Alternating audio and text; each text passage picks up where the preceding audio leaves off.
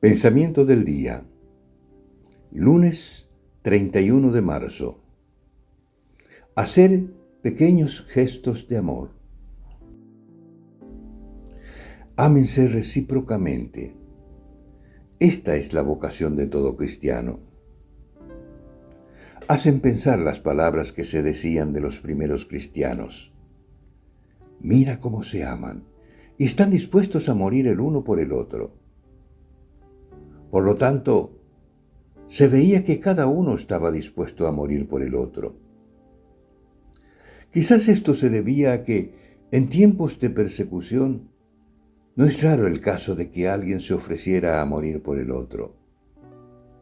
Lo que queda, sin embargo, es que esa medida de amor recíproco entre los cristianos se veía.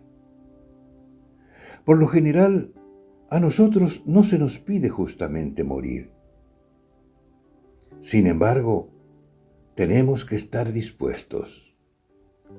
Cualquier acto nuestro de amor recíproco debe hacerse sobre esa base. Elevemos el termómetro de nuestra caridad recíproca, que incluso una simple sonrisa o un gesto, un acto de amor, una palabra, un consejo, una apreciación o una corrección, si se da el caso, dirigidos a los hermanos, revelen nuestra disponibilidad a morir por ellos.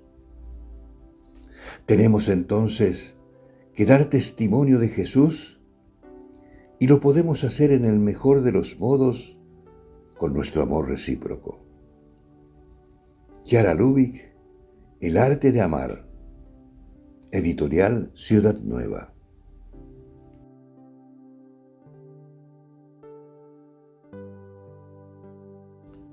Palabra de vida.